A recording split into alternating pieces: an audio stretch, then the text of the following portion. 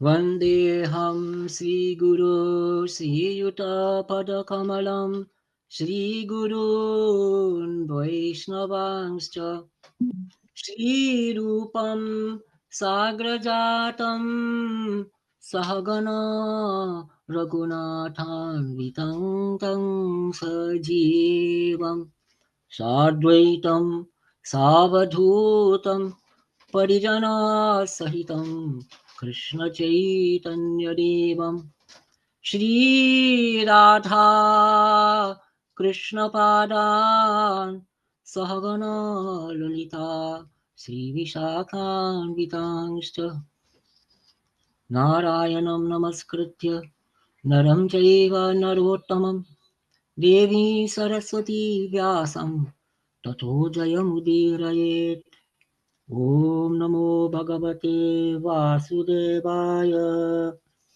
So, section 16, Arjuna Vanavasa Parva. This Parva has 298 shlokas, 11 chapters. So this Parva has 11 chapters, this part of it. Chapters 200 through 210. The word Vana means forest, and the word Vasa means to live. So this Parva is about Arjuna's sojourn in the forest and begins with the reasons for his banishment. It recounts his marriage to Ulupi and Chitrangada. This Parva also has the Shunda and Upashunda story. So 200, that's chapter 200. Janamejaya said, O blessed one, with the power of austerities, all those great-souled Pandavas are my ancestors. After obtaining the kingdom of Indraprastha, what did those great-souled ones do? Those 5 rulers of men had a common wife in Krishna. How did their lawful wife Draupadi follow their wishes?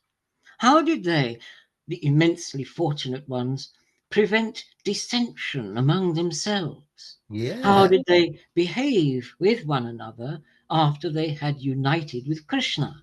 Meaning, Mhm. of course, Draupadi. O one blessed with the power of austerities, I wish to hear all this in detail. Me too. I was thinking the Vaisham same Payana thing. said, they will listen then. With Dhritarashtra's permission, the Pandavas, tigers among men and scorchers of enemies, obtained the kingdom and sported in pleasure with Krishna. Having obtained the kingdom, the immensely energetic and truthful Yudhishthira ruled over the earth in accordance with Dharma, together with his brothers. Having defeated their enemies, the immensely wise sons of Pandu, always devoted to truth and dharma, lived there in supreme happiness. Seated on extremely expensive royal thrones, those bulls among men performed all the duties towards the citizens. When those great-souled ones were thus seated together, Devarshi Narada, who was travelling as he willed, happened to come there. Yudhishthira offered him his own excellent seat. As is prescribed, the wise Yudhishthira himself gave him offerings, and once the Devarshi was seated, reported the state of the kingdom. The Rishi happily accepted the homage and, blessing him, asked him to be seated. Thus instructed, King Yudhishthira sat down. He sent word to Krishna that the illustrious one had arrived. Hearing this, Draupadi carefully purified herself and went to the place where Narada and the Pandavas were assembled. That follower of Dharma, Drupada's daughter, paid homage at the Devarshi's feet and stood before him with joined palms appropriately covered. The illustrious Narada, supreme among rishis, always truthful and with Dharma in his heart, pronounced his blessings on the unblemished princess, and then asked her to leave. I've just lost where we are for some reason. Oh, I'll have to find it. Where are we again? well, on page 3 at the Yeah. top, Oh, beginning a for new gosh. paragraph. Okay, yeah. When Krishna, now all the time Krishna is Draupadi, remember. When Krishna had left, the illustrious Rishi told to the Pandavas with Yudhisthira at their head, "The immensely famous daughter of Panchala is a single wife to all of you, in accordance with Dharma. You must lay down a rule among yourselves, lest there be dissension. In ancient times, there were 2 Asura brothers named Shunda and Upashunda, who were famous in the 3 worlds. They were always together and were incapable of being killed by anyone else except each other. They ruled over the same kingdom. They lived in the same house. They slept on the same bed. They sat at the same seat. They ate off the same plate. But they killed each other over Tilottama. O Yudhisthira, therefore seek to protect the friendship you have for each other and act so that there is no dissension amongst you." Yudhisthira replied, "O great sage, whose sons were the Asuras Sunda and Upasunda? How did the dissension originate? Why did they kill each other? They killed each other over desire for Tilottama, whose Apsara, daughter of the gods, was she? O one blessed with the power of austerities, O Brahmana, we are greatly curious and wish to hear everything in detail. Please tell us." 201. Narada said, "O Yudhisthira, son of Pritha, then, together with your brothers, listen to this ancient account exactly as it happened. In ancient times, in the great Asura Hiranyakashipu's lineage, there was a powerful and energetic lord of the Daityas named Nikumba. He had 2 immensely valorous sons who were terrible in their prowess. They never ate unless they were together, and never went anywhere without each other. They always did what was pleasurable to the other, and always spoke pleasantly to the other. They were similar in behavior and conduct, like one divided into 2. Similar in action and inclination, they grew up as immensely valorous and adopted the identical resolution of conquering the 3 worlds. After consecration, they went to the Vindhya mountains and practiced terrible austerities there. They were exhausted with hunger and thirst. Their hair was matted and they were dressed in the bark of trees. But they continued to perform austerities until they acquired powers. They covered all their limbs with filth and lived on air. They offered their own flesh into the fire. They stood on the tips of their toes. Raising their arms without blinking, they observed their vows for a long period. Heated by the power of the length of their austerities, an extraordinary incident occurred. The Vindhya began to belch out smoke. On seeing the terrible power of their austerities, the gods were frightened. The gods created various obstacles to prevent them from attaining their vows. They repeatedly tempted them with jewels and beautiful women, but the 2 of them stood firm against these temptations.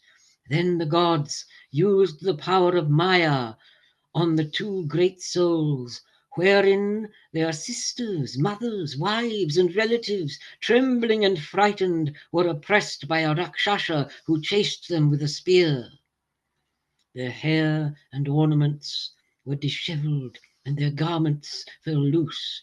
The women seemed to be running towards them, exclaiming, "Save us!" But even this could not break the vows of the ones who were great in their vows. When they were not shocked or grieved at this, the women and the demon all vanished.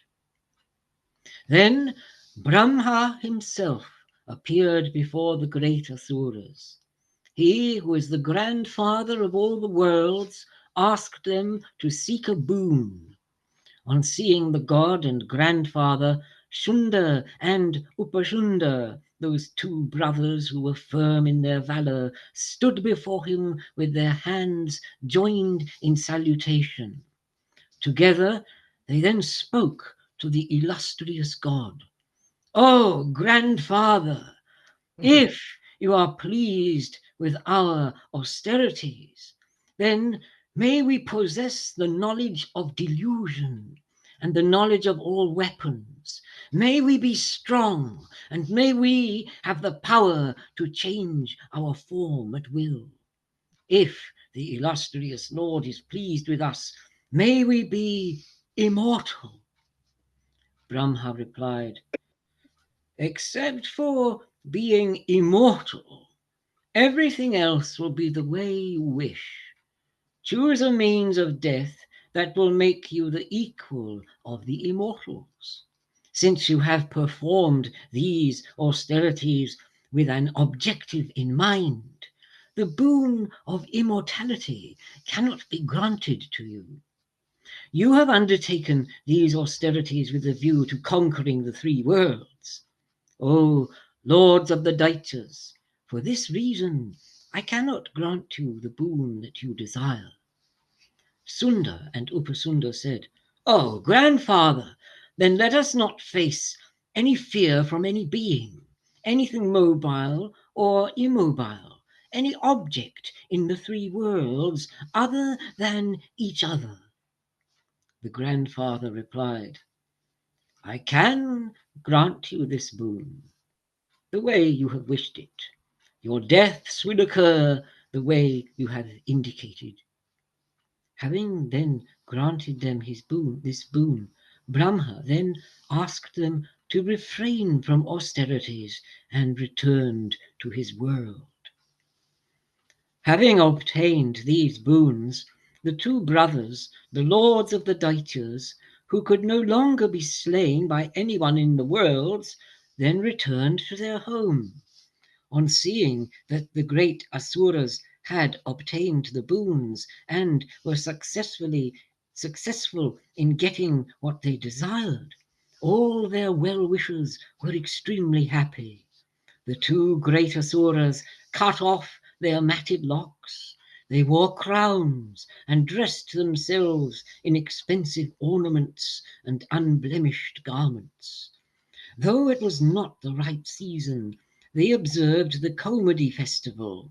Footnote: Komedi is the month of Kartik, and Komedi is a festival that is observed on the full moon day of Kartik, sometimes the full moon day of the month of Ashwin. Then everything is illuminated. End of footnote. The lords of the Daityas and their well-wishers happily enjoyed themselves in the festivities. In house after house were heard the words, "Eat, feed, pleasure, sing, drink, and give." There were great bouts of drinking. A roar arose from the clapping of hands. The entire city of the Daityas went wild with joy, as the Daityas, who could assume any form at will, sported themselves in variegated amusements. Many years passed, but it seemed like a single day. Matura, is he there? Oh, I'm going to carry on then a bit more. 202. Narada said, when the festivities had ended, the two great ones wished to conquer the three worlds. Having obtained permission of their well-wishers and elders among the Daityas, arranging their army, and having sought counsel and performed the required rites, they set out in the night, when the constellation Maga was in the ascendant. A large army of Deutschers went with them, carrying clubs, pikes, spears, all following the same dharma. Charaners sang their praises in auspicious songs that wished them victory. They set out with happiness in their hearts. The two Deutschers could assume any form at will and were intoxicated at the prospect of war. They rose into the sky and went to the habitation of the gods. Knowing that they were coming and aware of the boon that they had obtained from the illustrious one, the gods fled heaven and went to Brahma's world. With their terrible valor, they conquered Indra's world and defeated masses of yakshas and rakshasas and beings that frequent the sky. The two great asuras then vanquished the Nagas who dwell in the interior regions of the earth, all those who live in the oceans and all the Mlecha races. The two, who were terrible in their rule, wished to subjugate the entire earth. They summoned their soldiers and uttered these harsh words. With their great sacrifices and offerings, the Rajarshis and Brahmanas increase the energy, strength, and prosperity of the gods. Because of these acts, they cause injury to the Asuras. Together, we must attack and completely destroy them. Having thus ordered them on the eastern shores of the great ocean, they set out in all directions with this cruel resolution in mind. The two powerful ones killed those who sacrificed, and Brahmanas who officiated at sacrifices wherever they were seen.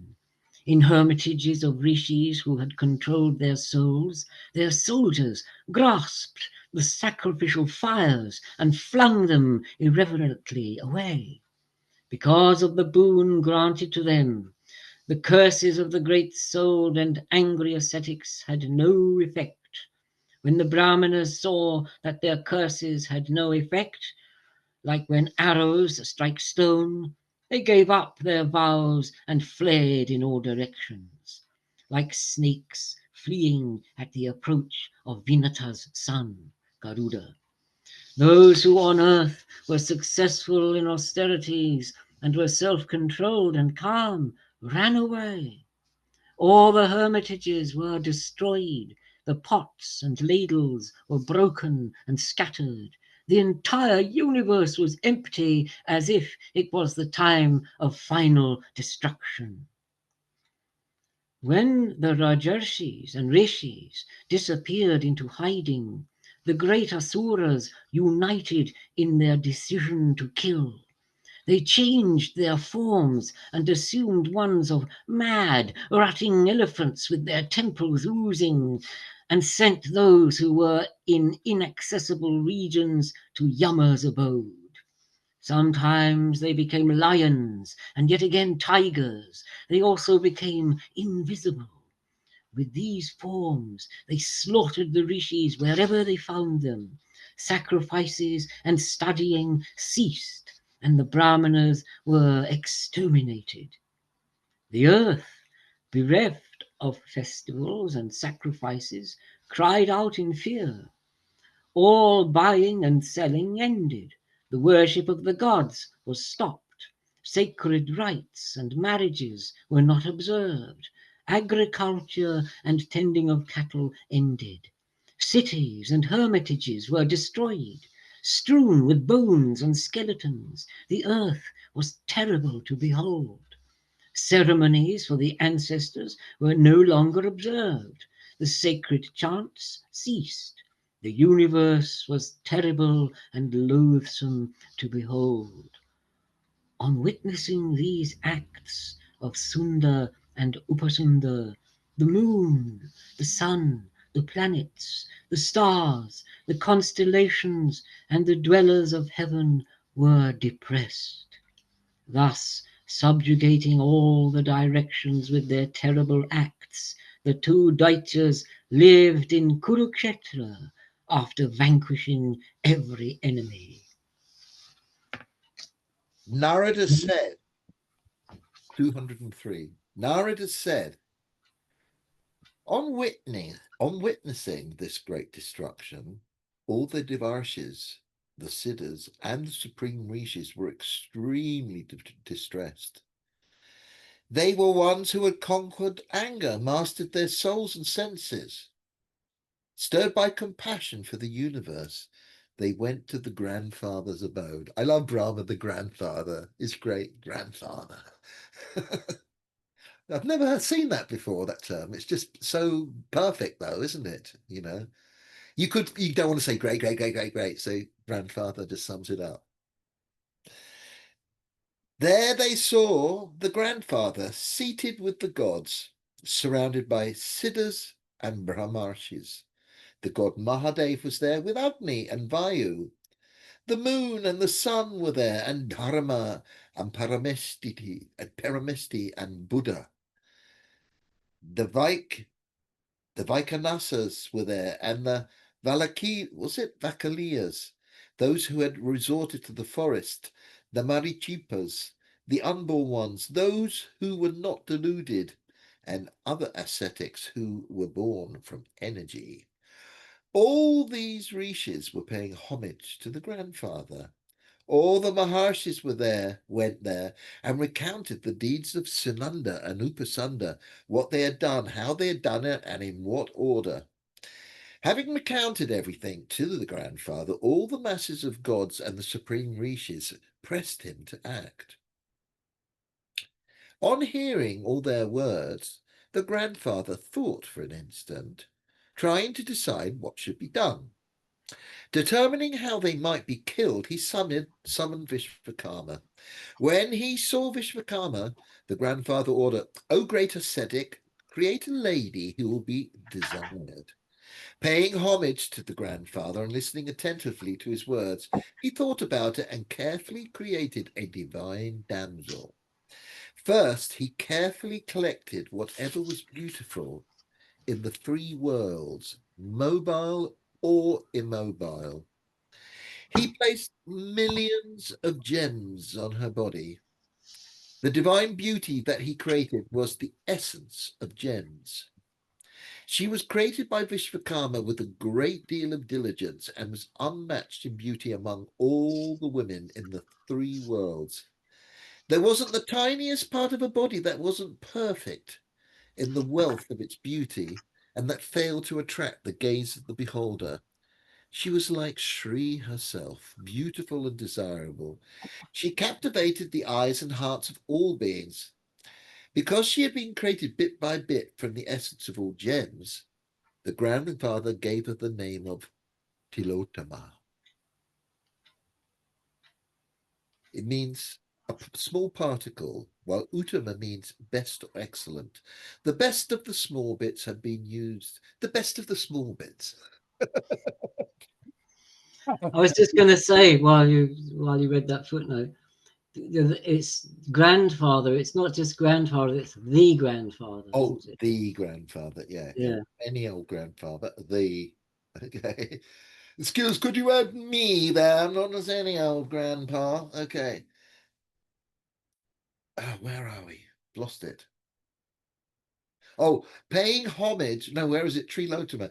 Go to the Asuras. Wait a minute. The Wait a grandfather. minute. You just read Tilotama for the first time, Yeah, so the footnote grandfather. The 42. Yeah. grandfather said, Right. "Oh, Tilotama, go to the Asuras, Sunda and Upasunda.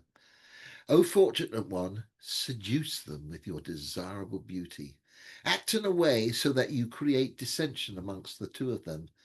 And when they are, sorry, and sorry, when they see how perfect your beauty is, sorry, I'll say that again. Act in a way so that you create dissension amongst the two of them when they see how perfect your beauty is." She agreed to do this. Paying homage to the grandfather, she circumambulated the gods assembled there. The illustrious one faced the east, Maheshwara faced the south, the other gods faced the north, while all the rishis faced various directions. But While she was thus circumambulating the gods, only Indra and the illustrious god Shtanu managed to maintain their composure. But so great was his desire to see her as she passed by his side that another face with eyes having curved lashes emerged from the southern side. Far out. When she went behind him, another face emerged from the western side, and when she went north, another face emerged on the northern side. For the great Indra, too, 1,000 large and red-tinted eyes appeared everywhere on his back and on his sides. Thus, in ancient times, Mahadev Shtanu came to possess 4 faces, and the slayer of Bala came to possess 1,000 eyes. As Tilotama walked around, all the masses of gods and the rishis turned their faces in the direction that she followed. But for the god who was the grandfather, the eyes of all the great souled ones were, but for the god who was the grandfather, the eyes of all the great souled ones were on her body. When the one with richness of beauty left for her appointed task, all the gods and the supreme rishis thought that the act had already been accomplished. After Tilotama had departed, the one with the welfare of the worlds in his mind asked all the gods and the rishis to leave. Narada said, after conquering the earth, the 2 Daityas had no other enemies or concerns. Having subjugated the 3 worlds, their desire had been attained. They were delighted at having robbed the gods, the Gandharvas, Yakshas, Nagas, kings and Rakshasas of all their gems, and when they saw that they had not a single rival left, they were supremely content. Like the immortals, they gave up all endeavours and spent their time in pleasures with women, garlands, fragrances, food, and delicacies in copious quantities, drink, and various other objects that gave rise to enjoyment. Like the immortals, they sported in their inner quarters, gardens, mountains, and groves, in whatever region that struck their fancy. One day, they went to sport in a rocky plain on the Vindhya mountains that was dense with shala trees crested with blossoming flowers. After every divine object of desire had been bought, the 2 contentedly sat on supreme seats with beautiful women around them. Wishing to please the 2, the women danced to the sound of music and delighted them with songs sung in their praise. It was then that Tilotama appeared. I'm going to say that differently. It was then that Tilotama appeared. Plucking flowers in the forest, she was dressed in a single red garment, an attire that was very seductive. Gathering Kanikara flowers along the banks of the river, she slowly approached the place where the 2 great asuras were. They had drunk the best of wine, and their eyes were red. On seeing the one with the beautiful hips, they were struck by desire. They instantly left their seats and went to where she was. Filled with desire, they both asked her favors. Sunda grasped the right hand of the one with the beautiful brows. Upasunda grabbed Tilotama's left hand. They were intoxicated with the boon that they had received, with their physical strength, with the riches and gems they possessed, and with the wine they had drunk. Intoxicated with the madness and with the madness of desire, they contracted their brows and spoke to each other. She is my wife and your superior, said Sunda.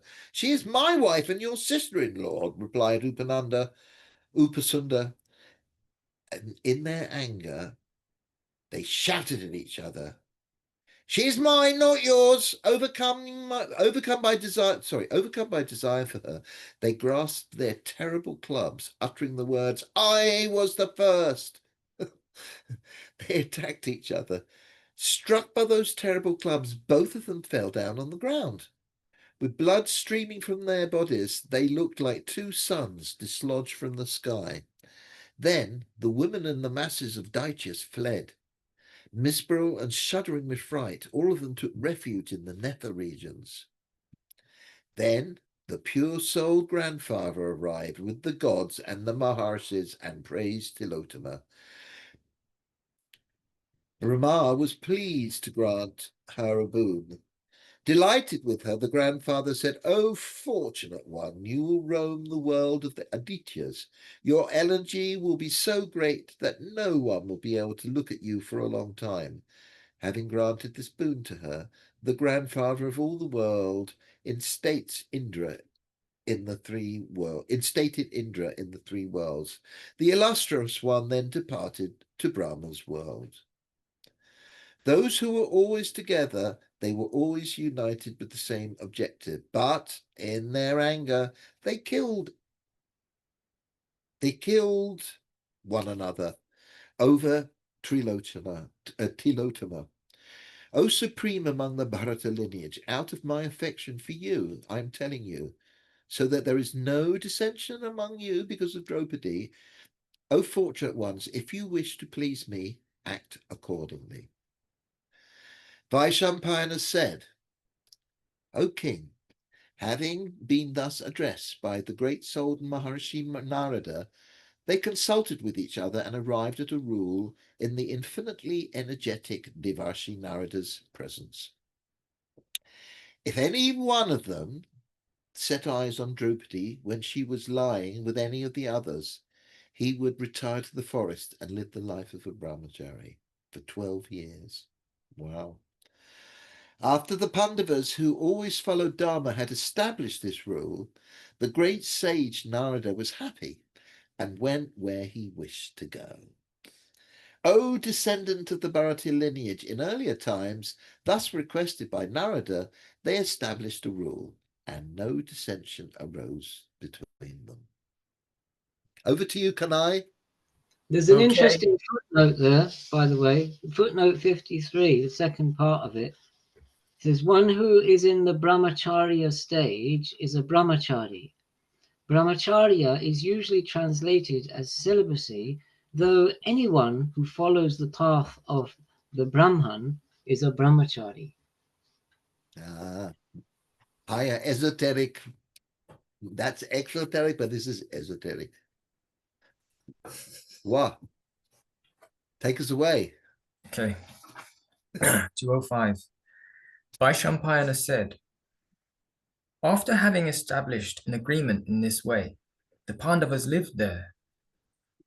With the strength of their weapons, they brought under their sovereignty many kings. Krishna followed the wishes of all the 5 sons of Pritha, who were lions among men and immeasurable in their energy. She was extremely happy with the 5 valorous ones as her husbands, like Saraswati with her elephants, and they were also delighted with her. Saraswati, the goddess of learning, also a river, and her elephants is often depicted with elephants anointing her. That's that. Since the great-souled Pandavas abided by Dharma, all the Kurus increased in prosperity, were bereft of sin, and were happy. O Lord of the earth, O supreme among kings, after a long time had passed, thieves robbed a Brahmana's cattle. When his wealth was thus stolen, the Brahmana lost his senses in anger. He went to Kandavaprastha and angrily reproved the Pandavas. O Pandavas, mean, cruel, and mindless thieves are forcibly robbing me of my wealth of cattle in your kingdom. Pursue them. The sacrificial offerings of a peaceful Brahmana are being carried away by crows. The inferior jackal has invaded the deserted cave of a tiger. The Brahmana's riches are being taken away by thieves. Dharma and Artha will be destroyed. I am crying for help. Take up your arms. As the miserable Brahmana cried out to the Pandavas, Kunti's son, Dhananjaya, heard his words. That's Arjun. On hearing the words, the mighty armed one told the Brahmana not to fear. For Dharmaraj Yudhisthira was then lying with Krishna in the room where the great-souled Pandavas kept their weapons. The Pandava, Arjuna, was unable to enter the room, but he was also unable to go away as the wailing Brahmana repeatedly urged him with his words. Kunti's son reflected in sorrow. This ascetic Brahmana's riches are being robbed. It is certainly my duty to dry his tears. If I do not protect someone who is weeping at our door, the great adharma of negligence will taint the king. If I fail to protect, the adharma of our failing to protect will certainly be established in all the worlds. But it is also certain that if I enter the room without the permission of King Ajatashatru, that's one without enemies, Yudhishthira's name, I will do him a great injury and I must be banished to the forest. There will either be a great adharma, or death in the forest. But dharma must be upheld, even if there is destruction of the body. Wow. O Lord of the earth, having thus resolved, Kunti's son Dhananjaya entered the room and took the king's permission.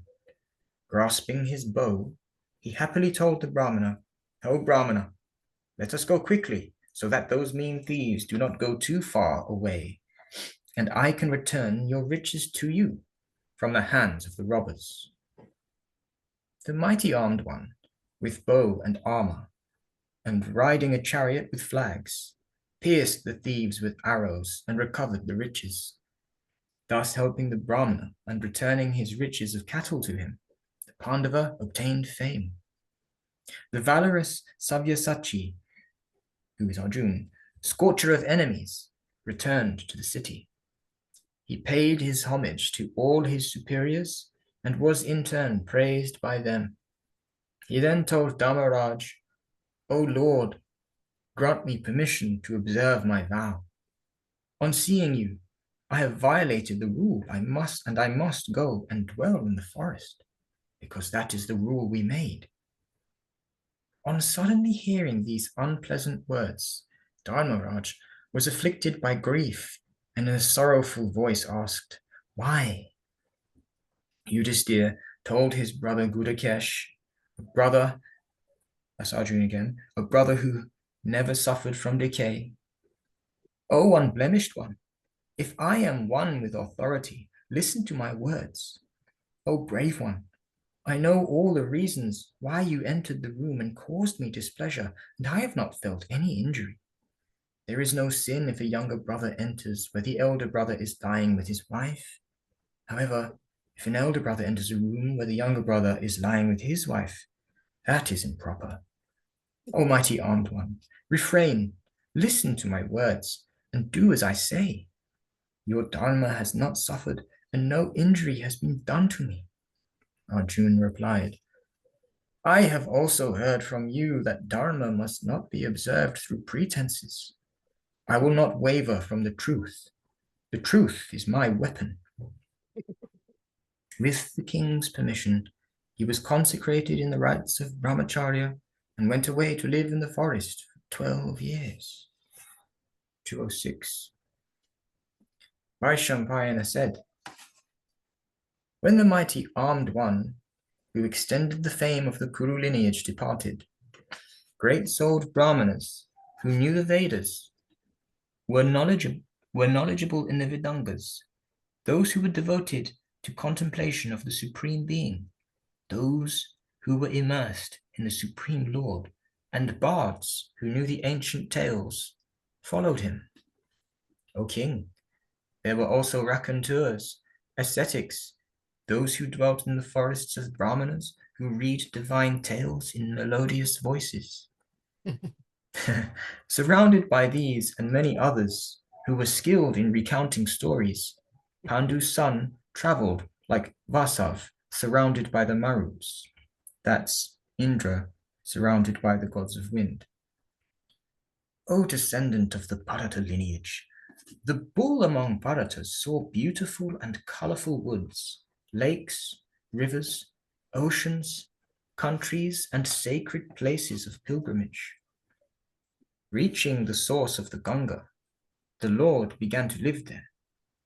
O Janamejai, now listen as I tell you about the wonderful act that the pure-souled charioteer, who was foremost among the Pandus, performed. O descendant of the Bharata lineage, when Kunti's son lived there with the Brahmanas performed many Agnihotras, which are sacrifices to Agni. Footnote: Agnihotra means maintenance of the sacred fire and offering oblations to it. End of the footnote. O king, the fires were kindled and blazed as offerings were made into them. Offerings of flowers were made on both sides of the river by the learned and great-souled ones, who were always unwavering in their vows, and they successfully consecrated there. As a result of this, the source of the Ganga became extremely beautiful. One day, when this was going on, the son of Kunti and Pandu entered the Ganga to have a bath.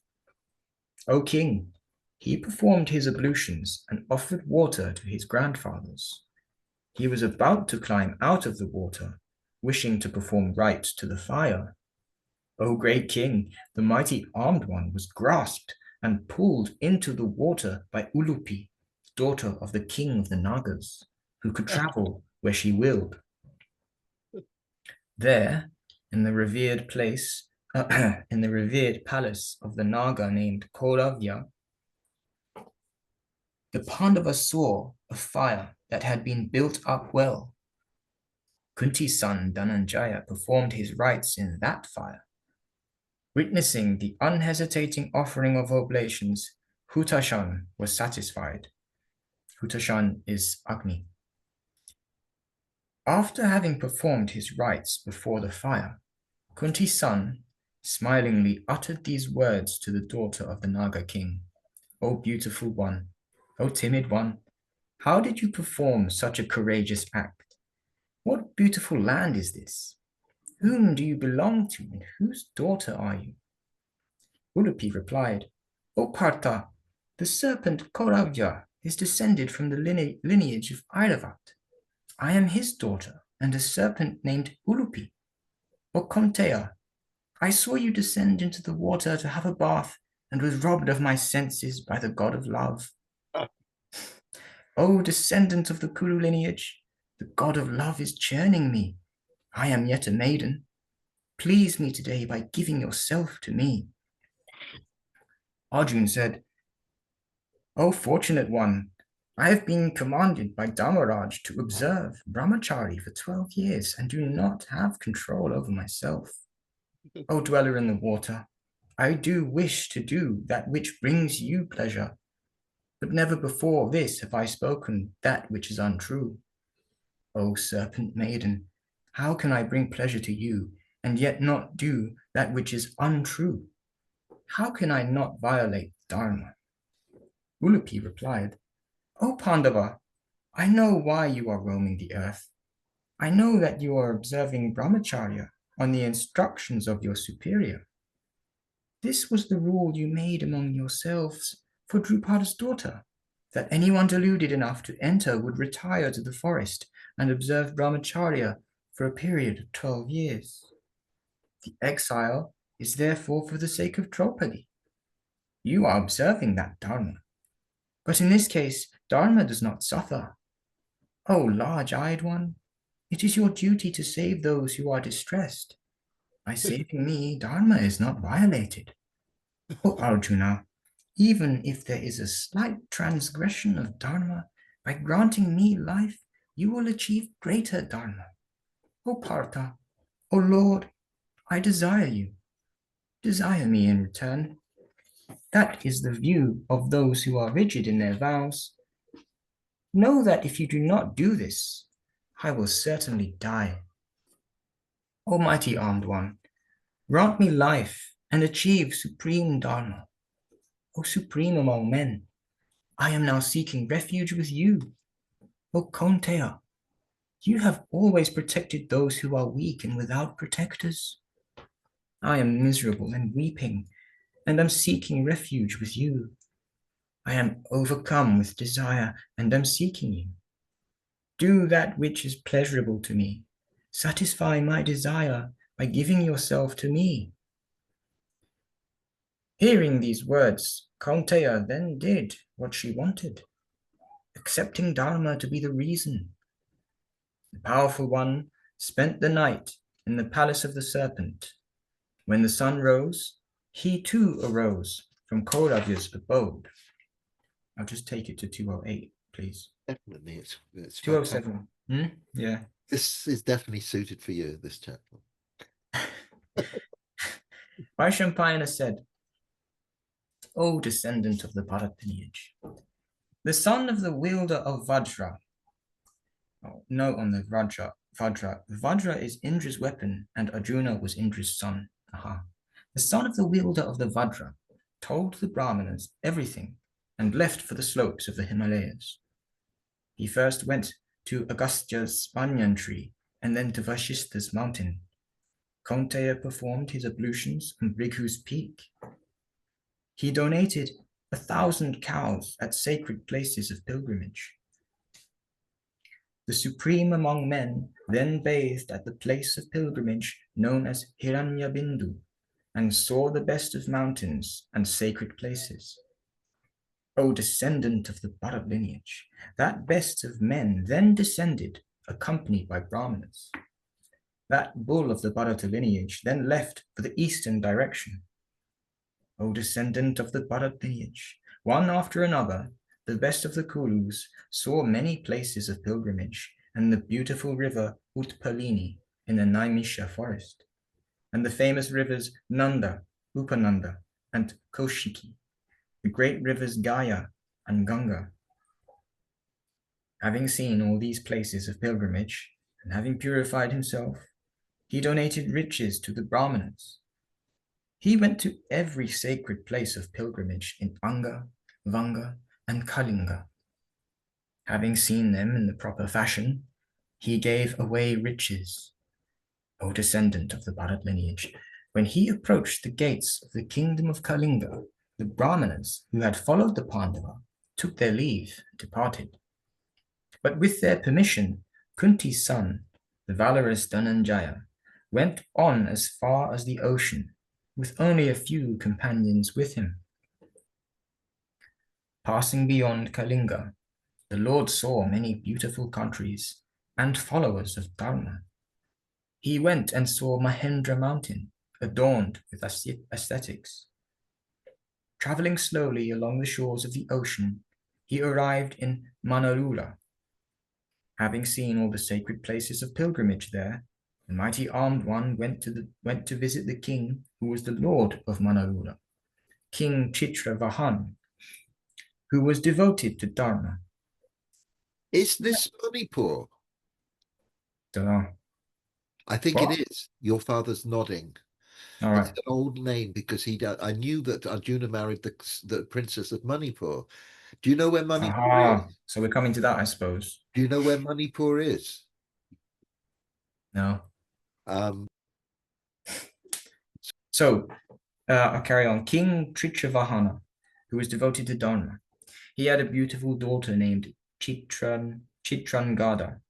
When he saw Chitrahavana's daughter of the beautiful hips roaming around in the city at will, he was struck by desire. He went to the king and told him what he wished. The king then spoke to him in a placatory voice. A king named Prabhamkara was once born in our lineage. He had no sons and performed supreme austerities for the sake of offspring.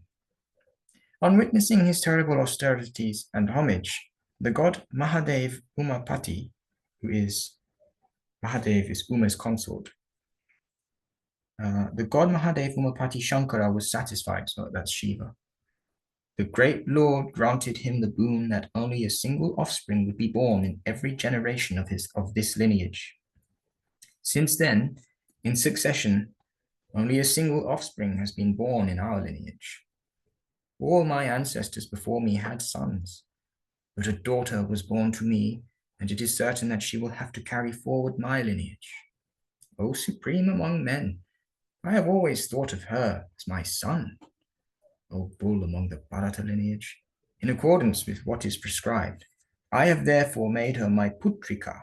Putrika is a putrika on the footnote, is a daughter who is regarded as a son.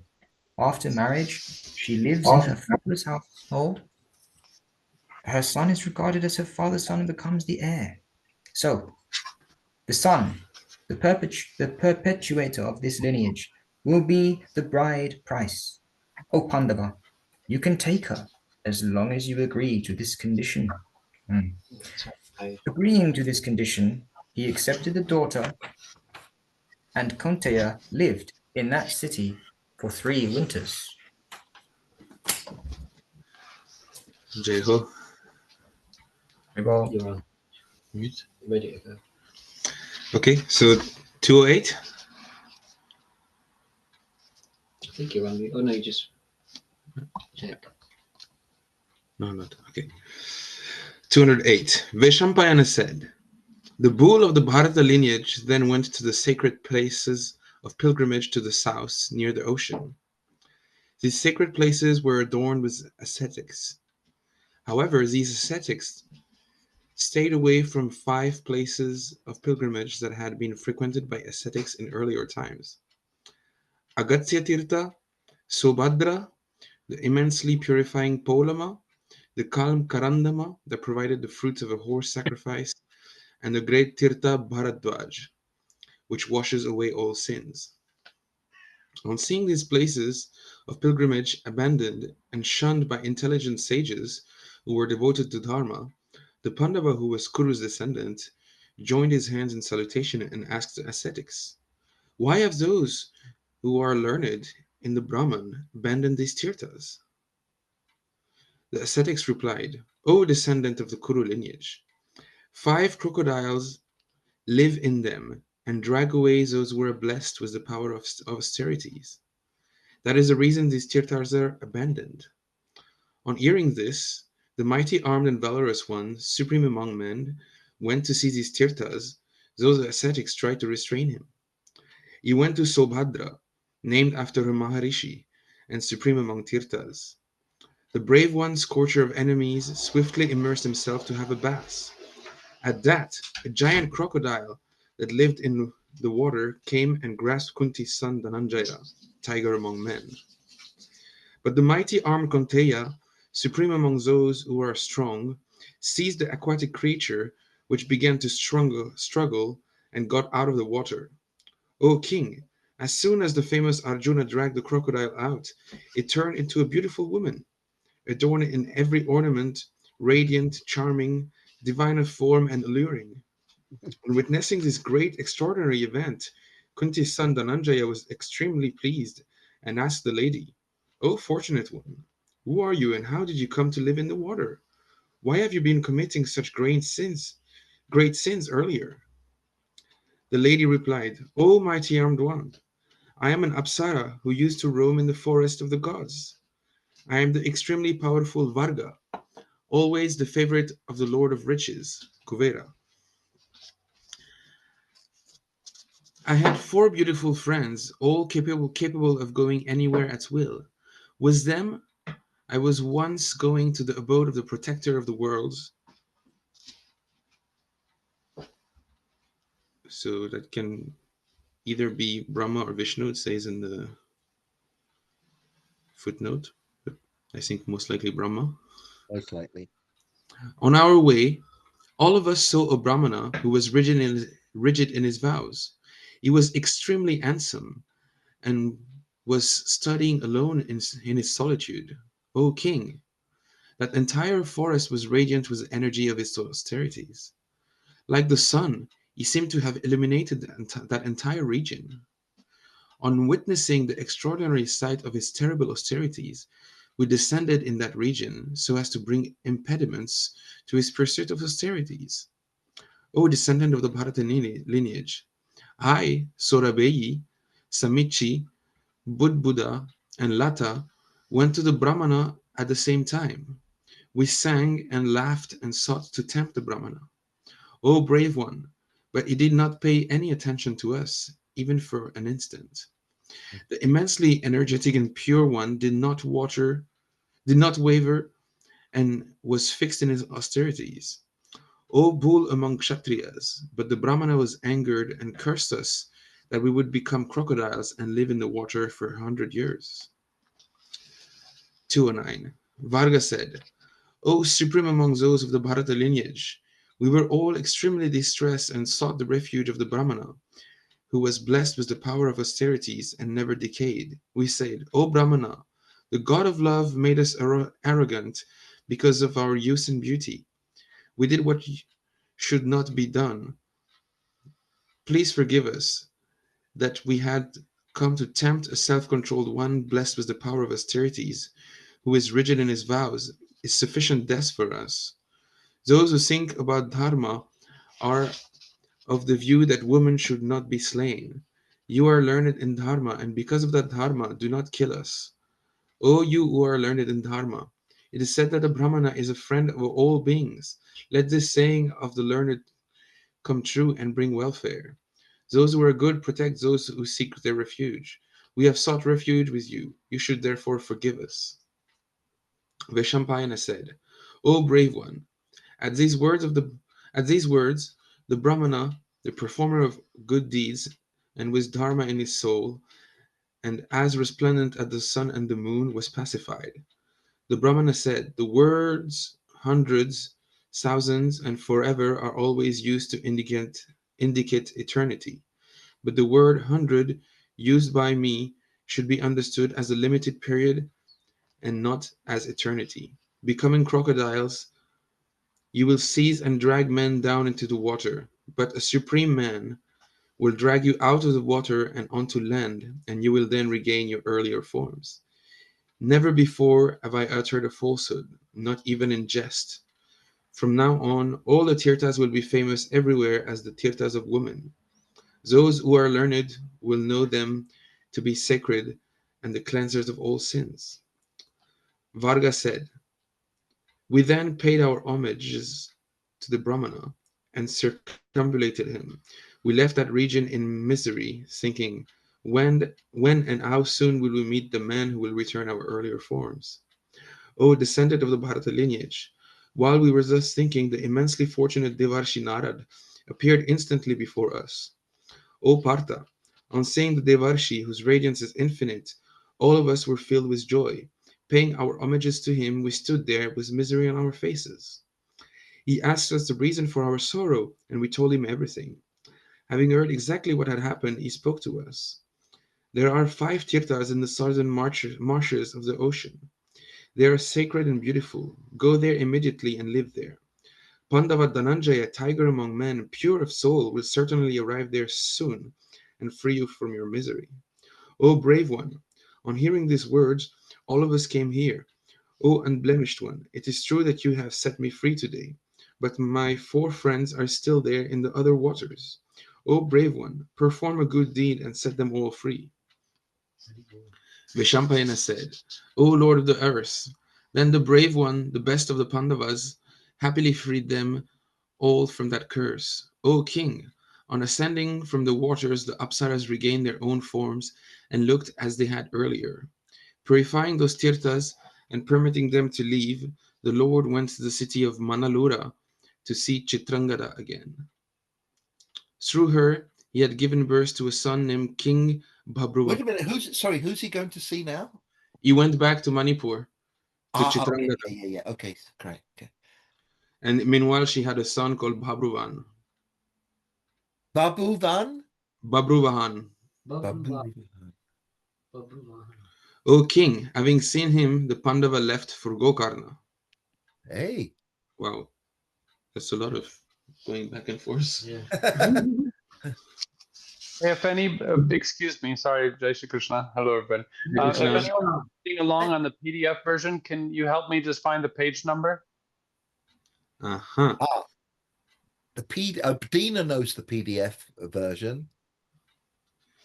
What chapter? We're chapter 210 now. 210. Okay, well, I'll just try to search for that. Sorry to disturb. Arjuna Vanavas Parva. Arjuna Vanavas Parva. Arjuna Vanavasa Parva. Okay, thank you. Please carry on. Lovely to have your presence here, dear Bhemaji. Thank you so much. Thank you so much. Veshampayana said, then, one after another, the immensely powerful one visited all the other tirthas that were to the west and all of those that were on the shores of the western ocean. Having visited them, he reached Prabhash. When Madhusudan, Krishna, heard that the invisible Bibhatsu had reached the region of Prabhas after visiting all the tirthas, Madhava went to see him, Aha. unknown to Kanteya. Krishna and Pandava saw each other in Prabhas. They embraced each other and asked about each other's welfare. Then the beloved friends, who were like the rishis Nara and Narayan of yore, sat down in the forest. Then Vasudev asked Arjuna about what he had been up to and about why the Pandava was visiting all the tirthas. Thereupon Arjuna recounted to him exactly what had happened. On hearing this, the Lord Varshneya approved. As they desired, Krishna and Pandava sported themselves in Prabhas. Then they went to the mountain Revataka to live there for some time. On Krishna's instructions, men had already decorated the mountain and stored it with a lot of food. Accepting everything that was offered, Pandava Arjuna, together with Vasudeva, watched the actors and dancers. Having given them permission to leave in accordance with the proper form, the immensely radiant Pandava went to sleep on a well-made and divine bed. O descendant of the Bharata lineage, he told Satvata, Krishna, about all the tirthas, mountains, rivers, and forests he had seen. O Janamejaya, as he was thus speaking, lying on a bed that was like heaven, sleep crept up on Konteya. He was awakened in the morning with the sweet sounds of singing and the sounds of the veena, chants and blessings. After he had performed the necessary act, Varshneya greeted him happily. Riding on a golden chariot, they set off for Dwarka. O Janamejaya, in order to pay homage to Kunti's son, even the huts of Dwarka had been decorated. The citizens of Dwarka were eager to see Konteya and came out in hundreds and thousands onto the road, followed by kings.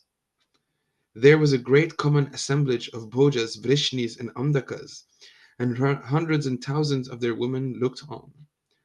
Having been respectfully worshipped by all the Bhojas, Vrishnis, and Andakas, he returned homage to those who deserved it and was welcomed by everyone. All the young men paid their respects to the brave one in the proper form. Those who were of his own age embraced him again and again. With Krishna, he spent many nights in Krishna's beautiful home, full of jewels and every object of pleasure. Next section, section 17, Subhadra Haran Parva. The stealing of the abduction of Subhadra. Okay. Awesome. Should I keep going for a bit? Yeah. This Parva has 57 shlokas and 2 chapters. The word Harana means abduction, so this Parva is about Subhadra's abduction. This is a very short Parva. 211. Veshampayana said, O king, after a few days, the great festival of the Vrishnis and the Andakas was held on Mount Revataka. The warriors gave away gifts to thousands of brahmanas in that festival of the Bhojas, Vrishnis, and Andakas on that mountain. O king, the region all around the mountain was adorned with palaces full of jewels. Every tree there was decorated with lamps. Together all the musicians played their musical instruments, the dancers danced, and the singers sang songs. All the immensely energetic Vrishni youths were adorned with ornaments as they rode on their colorful and golden chariots. Hundreds and thousands of citizens went there with their wives, some on excellent chariots and others on foot. O descendant of the Bharata lineage, with Revati, the Lord Haladara was intoxicated and was followed by many Gandharvas. Hey. Powerful Ugrasen, king of the Vrishnis, was there with his 1,000 wives and was praised by the musicians. Okay. That's Awesome. Not kidding That's around. Balaram. Yeah. Yeah. The Haladar was the intoxicate one, as Balaram, yeah. And then King Ugrasena is the father of Ugrasena Vasudeva. with 1,000 wives. Father of Cancer. Can you imagine Father all of the Kamsa. musicians? They've got a lot of musicians there to, you know, a lot of gigs. Mm-hmm. Awesome, man. And most of those passages, I've looked many of them up. Mridanga is directly mentioned in most of those. Yeah. Ha. That pick it up on Mr. Madanga man over there in the corner. Yeah. He's right though. Yeah. Rukmini's son. Rukmini was married to Krishna. Pradyumna. Rukmini's son and Samba, always invincible in battle, were intoxicated and wore divine garlands and garments, sporting themselves like the gods. Akrura, Sarana, Gada, Bhanu, Vidurata, Nishata, Charudeshna, Pritu, Vipritu, Satyaka, Satyaki, Bangakara, Sahachara, Hardikya, Kritavarma, and others not mentioned were there, surrounded by their respective wives and musicians. They then adorned Revataka at the time of the festival. Wow. While this greatly wonderful commotion was going on, Vasudeva roamed around Partha with him. As they wandered, they saw Vasudeva's beautiful daughter Bhadra, ornamented, or Subhadra, ornamented and with her friends. On seeing her, Arjuna was struck by the god of love, and Krishna noticed that signs that Partha's mind was intently riveted on her. What a scene. Isn't it? I Mhm. mean, Krishna with Arjuna checking things out, and Arjuna's just like seeing, and then Krishna's, Arjuna's got us. He's seen somebody. Mhm. O descendant of the Bharata lineage, the one with the eyes of a lotus smiling spoke these words. How is it that the mind of one who lives in the forest is agitated by desire? O Partha, she is my sister, and from the same womb as Sharana. Sharana. Though Krishna and Subhadra had Vasudeva as their common father, their mothers were different. Ah, Sharana and Subhadra had the same mother too. I knew it. Mm-hmm. It's funny because we just read the other day with Mark that they were from the same Devaki and Vasudeva. Co-uterine. Mm-hmm. Or not. And how could they be? Anyway, don't interrupt. If your mind is set on her, I can speak to my father myself. Arjuna replied, she is Vasudev's daughter and Vasudev's sister. She is beautiful. How can I not be captivated? If this daughter of the Vrishni lineage, your sister, becomes my wife, I must certainly have performed only good deeds. O Janardhan, tell me how I can obtain her. I will do everything that any man can. Vasudev said, O bull among men, a Swayambara is the form of marriage for Kshatriyas. O Partha, but that is uncertain if one doesn't know the inclination. Those who are learned in the ways of Dharma say that for Kshatriyas who are warriors, abduction for marriage is permissible. O Arjuna, therefore, abduct my beautiful sister, who knows what she might do in a Swayambara. Wow. So brilliant. O king, having thus decided on the course of action, Arjuna and Krishna then sent off swift men as messengers to inform Dharmaraj in Indraprastha of everything. On hearing, the mighty armed Pandava agreed. So wait a minute. So has he finished this whole thing in the forest? Now a 12-year thing. He's just gonna abduct. He's just gonna abduct. He's not Subhadra. quite done yet. Yeah. Then he'll be finished after that. Okay, carry on then. Yeah. 2:12. Vishampayana said, O Janamejaya, Dhananjaya Arjuna learned that the lady had gone to Revataka. Having learned of the sanction, and after obtaining Vasudev's permission, the bull of the Bharata lineage discussed and got Krishna's sanction about the course of action. He mounted a golden chariot that had been constructed in the proper fashion. It was yoked with Shenya and Sugriva,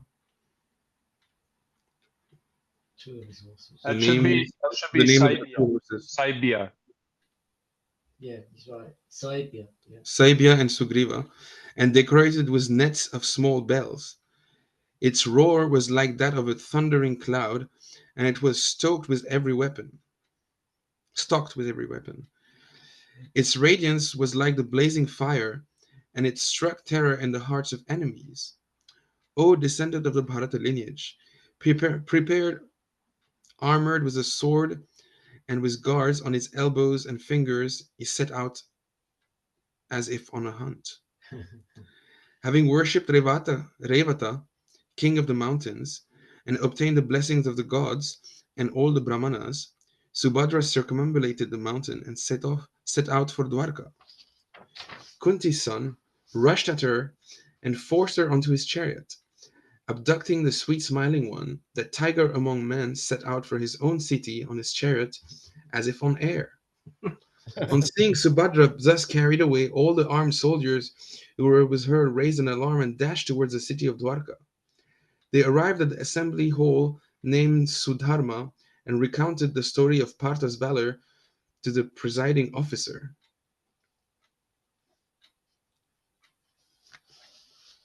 On hearing this, the presiding officer sounded his war drum, one that was ornamented with gold and had a terrible roar. On hearing that sound, the Bojas, Brishnis, and Andakas then gave up their food and drink and came to the assembly hall. Those tigers among men, the Brishni and Andaka Maharatas, ascended their thrones decorated with gold, covered with excellent cushions, and adorned with gems and corals, with the radiance of blazing fires, like 100 fires on their sacrificial altars. When they were seated like an assembly of gods, the presiding officer and his companions told them about Jishnu's conduct. Arjuna. On hearing this, the warriors among the Vrishnis, their eyes red with drinking, were intolerant of Partha and arrogantly stood up. Quickly, yoke the chariots, bring our lances, fetch the best bows and large armor. Some asked their charioteers to yoke their chariots, others themselves fetched their horses, harnessed in gold. As the chariots, armor, and flags were brought, there was then a tumultuous uproar from those warriors among men. At that time, Vanamali, Krishna, who was as tall as Mount Kailash, Vanamali? Krishna. Yeah. Flower garlanded. Oh, but there it means Baladev. That's it. That's what it says in the. Oh, yeah, because, yeah. He was intoxicated, so yeah, it's Yeah. Baladev. At that time, Banamali, who was as tall as Mount Kailash, who was intoxicated with wine and was dressed in blue, spoke. Oh, you who are not wise, what are you doing when Janardhan is quiet? Without knowing what his thoughts are, why are you roaring in anger? Let the immensely wise one say what he intends to do. Whatever he proposes should be unhesitatingly done. On hearing Alayuda's words, Balaram, which deserved to be accepted, all of them exclaimed, "Excellent," and fell silent. Silence having been restored through the wise Baladev's calm words, all of them again took their seats in the assembly hall. Then Kamapala, Baladev's name, spoke to Vasudev, the scorcher of the enemies. O Janardhan, why are you seated here and looking on without a word? O Achyuta, it was for your sake that we honored Arjuna. It now seems that evil-minded one, the defiler of his lineage, did not deserve the homage and honor. Will any man who regards himself as having been born in a good lineage break the plate that he has eaten from? Even if one has wished for such an alliance, should a supplicant who desires happiness have the courage to act thus, forgetting earlier favors? By insulting us and disregarding Keshava, he has forcibly abducted Subhadra, summoning his own death. O Govinda, like a serpent that has been trodden on, how can I bear him who has placed his feet on my head? Today I will below the earth of all Kauravas. I cannot tolerate this transgression of Arjuna's. At this, all the assembled Bhojas, Brishnis, and Andakas applauded the thundering one, whose voice was like the clouds and a war drum. Jai Baladev. Sorry, what? Sorry, can you just? What? So that what you just everybody's said? getting really pissed off that Arjuna did that. And then Yeah. Baladev was like, wait, let's ask Krishna what he thinks. But then he says what he thinks first. No, But then was that Yudhisthira that just spoke? Sorry, I just was. No, that was Oh, Baladev. that's Balaram annoyed as Balaram well. that said that. Sorry, God, Balaram is tough. Okay, There's a interesting. really That's wonderful name interesting. of Balarams there too, though. Kamapala. Sorry. Kamapala. Okay, Madan's taking over. Wasn't it so good? Balaram, like, What a beautiful name of Balaram. Kamapala, the one who is the protector. I'll read that bit again. Oh, Janardana, he's drunk as well a bit. Why are you seated here, looking on without a word? Oh, Achyuta, it was for your sake that we honored Arjuna. It now seems that evil-minded one, the defiler of his lineage, did not deserve the homage and honor. Will any man who regards himself as having been born in a good lineage break the plate that he has eaten from? Even if one had wished for such an alliance, should a supplicant who desires happiness have the courage to act thus, forgetting earlier favors? By insulting us, he is disregarding Keshava. He has forcibly abducted Subhadra, summoning his own death. Oh, Govinda, like a serpent that has been trodden on, how can I bear him who has placed his feet on my head? Today I will alone rid the earth of all Kauravas. I cannot tolerate this transgression of Arjuna's. At this, all the assembled Bhojas, Vrishnis, and Dandakas applauded the thundering one, whose voice was like the clouds and a war drum. He definitely is intoxicated. They all are, aren't they? They're all kind of Yeah, right. they're all. Yeah, they are. They're drunk. A lot of them Yeah, are. they're all got their big So glasses then- of soma and whatever, and they go, yeah. So section 18, Harana Harika Parva. This Parva has 82 shlokas and only one chapter. The words Harana means abduction. It also means gifts. Harika means conveying or giving. So this Parva is about Subhadra's abduction and the giving of gifts that followed. 213. Vaishampayana said, when all the Vrishnis began to repeat words of this nature, Vasudeva uttered words that were full of dharma and artha. Gurakesh has not brought dishonor to our lineage through his actions. There is no doubt that he has increased it. Partha knows that the Sattvatas never lust after riches. The Pandava also knows that the results of a Swayamvara are uncertain. Who can contemplate the giving away of a daughter as if she were an animal? Which man on earth would like to sell his daughter?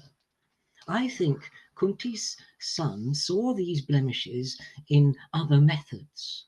Therefore, in accordance with Dharma, the Pandava abducted the lady. This alliance is appropriate. Subhadra is illustrious. Partha is equally so. Hence, he abducted her by force.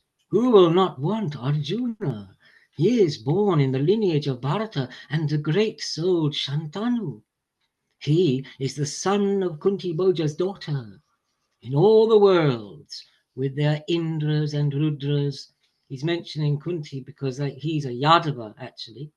So Kunti is originally a Yadava, but she moved to become a Kaurava. Oh, okay, yeah. In all the worlds with their Indras and Rudras, I do not see anyone who can vanquish Partha with valor, with that chariot to which my horses have now been yoked. As a warrior, Partha is swift in the use of weapons. Who is his equal? Go to Dhananjaya with a happy mind, pacify him with extremely gentle words, and make him come back. Yeah. That is my view. Yeah. Oh, if Partha goes to his city after forcibly vanquishing us, our fame will be destroyed. But there is no defeat in appeasement. O ruler of men, on hearing Vasudeva's words, they acted accordingly. Restrained by them, Arjuna returned and married Subhadra. Kunti's son lived there for a year, and the Lord spent the last part of his period in Pushkara. The Lord meaning Arjuna there. After the 12 years were over, he went to Kandavaprashta. He went to the king and humbly paid his respects. Partha worshipped the Brahmanas and went to Draupadi. Then, out of love, Draupadi told Kuru's descendant, O Kunti's son, go to the daughter of the Satvatas. That means Subhadra. A second load always loosens the first tie, however strong. Krishna, Draupadi, thus lamented in many ways. Dhananjaya pacified her a lot and asked her forgiveness. He quickly went to Subhadra, who was dressed in red silk. Partha sent her away to dress in garments worn by a cowherd lady. But the illustrious one looked beautiful even in that attire. Arriving in the best of houses, the famous and beautiful Bhadra, wife of a warrior with copper-red eyes, paid homage to Pritha. Then, with a face as radiant as the full moon, Bhadra quickly went and paid homage to Draupadi, saying, I am your maid. Then Krishna arose and embraced Madhava's sister and lovingly said, let your husband not have a rival. With a happy heart, Bhadra replied, may it be that way. O Janamejaya, the Mahabharata Pandavas were then happy in their hearts. Kunti was also extremely delighted. Having heard that Arjuna, the best of the Pandavas, had reached Indraprastha, supreme among cities, the pure-souled Pundarikaksha Madhava went there with Rama and all the other warriors and Maharatas from among the Vrishnis and the Andakas. Shauri, that's Krishna, scorcher of enemies, went with a large army, surrounded by hundreds of soldiers and his brothers and sons. The immensely famous and wise Akrura, lord of donations of arms, vanquisher of enemies, and general of the Vrishni warriors, went there.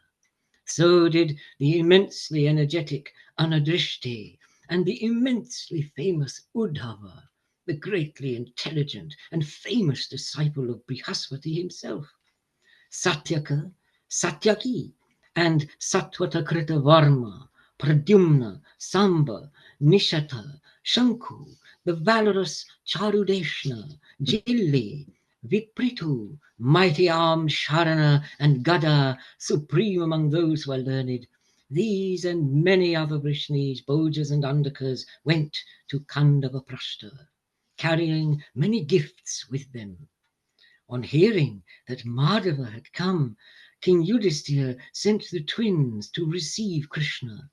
Having been received by them, the prosperous Vrishnis entered Kandavaprashta, which was adorned with flags and pennants. The roads were cleaned and sprinkled with water and decorated with many flowers. Cool sandalwood and the fragrance of other pure perfumes and the burning of aloe made every part of the city fragrant. The entire city was crowded with merchants and with people who had cleansed themselves. The mighty armed Keshava, supreme among men, arrived with Rama, surrounded by Vrishnis, Andakas, and the great Bhojas.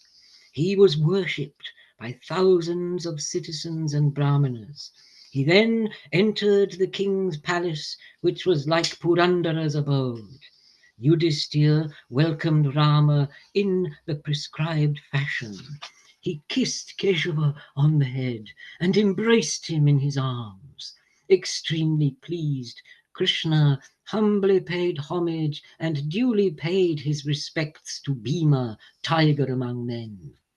In accordance with the prescribed rites, Dharmaraja Yudhishthira welcomed the best of the Vrishnis and the Andakas. He worshipped some as his superiors. He greeted some as his equals. He welcomed some others with affection and was paid homage to by others. Then the immensely famous Vasudeva presented the best of riches to the groom's party as a dowry to Subhadra from her relatives. 1,000 golden chariots with nets of bells, each yoked to 4 horses and driven by skilled charioteers. From the land of Mathura, Krishna gave 1,000 auspiciously colored cows that were productive in yielding milk. As a sign of friendship, Janardana gave 1,000 horses that were white like the color of moonbeams and were adorned with gold. 2 times 500 mules, white with black manes, that were trained and had the speed of the wind. 1,000 young and fair women who were well dressed and had excellent complexions. Each wore a necklace of 100 gold pieces, was adorned with ornaments, and was skilled in bathing and every kind of service. The lotus-eyed Janardana gave 10 man-loads of gold, both worked and unworked, and with the radiance of fire from the land of Dasarha. As a mark of respect, the lover of valor, Ram, gave Partha 1,000 supreme elephants in rut. These were as large as mountain peaks and had secretions flowing from their bodies in 3 streams. They never retreated in battle and were adorned with well-crafted golden bells and were supremely saddled. Haladhara was happy and pleased with the alliance. The large quantity of gems and riches looked like an ocean.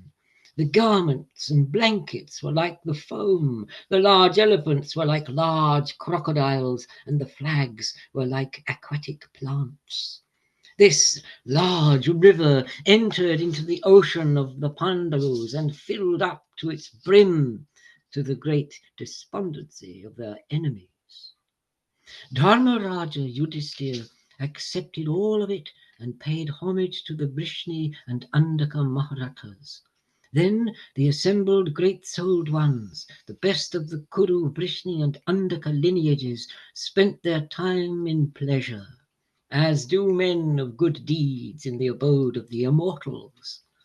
The Kurus and the Vrishnis amused themselves as they wished, with the loud clapping of hands and drinking bouts. Sorry, what is happening? The marriage of Subhadra and Arjuna, and Okay. they've all Yeah. come to give gifts. They're having a party. Having spent many days in pleasure and being worshipped by the Kurus, the brave ones again returned to the city of Dwaravati. With Rama at their forefront, the Maharatas from the Vrishni and Andaka lineages departed, with the pure jewels given to them by the best of the Kurus. O descendant of the Bharata lineage, but the great-souled Vasudeva remained with Arjuna in the beautiful city of Shakraprashta, that's Indraprashta. He roamed with Partha along the banks of the Jamuna. Then Keshava's beloved sister Subhadra gave birth to radiant Saubhadra, like Polomi gave birth to Jayanta. Footnote. Jayanta is Indra's son. Indra's wife is Sachi. Since she is Poloma's daughter, she is also known as Polomi. He was long-armed, of great strength, with the eyes of a bull and a vanquisher of enemies. Subhadra's brave son, a bull among men, was known as Abhimanyu. Arjuna's son, a bull among men, was thus known because he was extremely wrathful. Footnote. He was Abhi extremely means what? extremely wrathful. Manyu. Oh, wrathful. Yeah. Dhananjaya gave birth to that Atirata from a Satvata lady, like fire is produced at a sacrifice from the womb of a shami tree. At his birth, Kunti's son, the mighty armed Yudhishthira, donated 10,000 cows and several thousand coins to Brahmanas. From his childhood, he became a favorite of Vasudeva's and was like a moon to all his fathers and the subjects. From his birth onwards, Krishna performed all the auspicious rites. The child began to grow like the moon in the bright half of the lunar month. That vanquisher of enemies learned all the Vedas from Arjuna, with the 4 divisions and the 10 branches and the art of archery, everything known to man and God. That extremely powerful one became skilled in the science of all weapons. He learnt all the special acts of handling weapons, in acquisition, use, and in circular motions. Dhananjaya was pleased that his son Sobhadra became his equal. He could bear everything from his enemies. He was blessed with all the auspicious marks. He was invincible in battle and had the shoulders of a bull. His wide mouth was like that of a serpent. The mighty archer was as proud as a lion. His valor was like that of a mad elephant. His voice was like thunderous clouds. His face was like that of the full moon. He was Krishna's equal in valor, energy, beauty, and form. Bibatsu, Arjuna, saw in his son Bhagavan Indra himself. The auspicious Panchali also obtained 5 sons through her 5 husbands. They were brave and bright, like 5 mountains. Prativindya was born from Yudhishthira, Sutasoma from Vrikodara, Shrutakarman from Arjuna, Satanika from Nakula, and Shrutasena from Sahadeva. They were 5 Maharathas. Panchali gave birth to 5 heroes, like Aditi gave birth to the Adityas. The Brahmanas told Yudhishthira that according to the sacred texts, Prativindya would be like the Vindhya mountains in knowledge of the weapons of his enemies, and so he should thus be named. The great archer, Sutasoma, with energy equal to that of the sun and the moon, was born as the son of Bhimasena after he had performed 1,000 Soma sacrifices. Shrutakarman was born as the son after hearing of the great deeds performed by Kiriti. Kaurava, Nakula, descendant of the Kuru lineage, named his son, who would extend his fame, after the royal sage Shatanika. Then Krishna, Draupadi, gave birth to Sahadeva's son when the nakshatra Vanidevata was in the ascendant. He was therefore known as Shrutasena. 32 footnote. This connection is not clear. End of footnote. Draupadi's famous sons were born at intervals of 1 year. O Lord of Kings, they were devoted to each other's welfare. O best of the Bharata lineage, as is prescribed from the time of birth, their rituals of birth, tonsure, and wearing of the sacred thread were performed by Dhaumya. After having studied the Vedas, these observers of rigid vows learnt the use of all weapons, human and divine, from Arjuna. O tiger among kings, followed by mighty and broad-chested sons who were like those born from the wombs of the gods, the Pandavas were extremely delighted. Okay, Wow. I'll let someone else have a go. Bhima, do you want to read? Can you hear? Yes. Yes. Yeah, great. So we're on Kanda Daha Parva now. Yeah, You got it? Yeah, Khandava Daha Parva. Yeah. Did you put your video on? Oh yeah, one moment, please. You can. What we do, we read and we tell how many shlokas there is, but we don't go through all those chapters. But just the slight introductory remarks, Okay. if you like. So this parva has 344 shlokas and 12 chapters. The word daha means to burn, and as a noun also means a fire or a conflagration in the forest. So this parva is about the burning of the Khandava forest by Arjuna and Krishna. It also has stories of the survivors, Ashvasena, Maya, and Sharangaka birds. Vaishampayana said, on the orders of King Dhritarashtra and those of Shantanu's son, they lived in Indraprastha and brought under their rule many kings.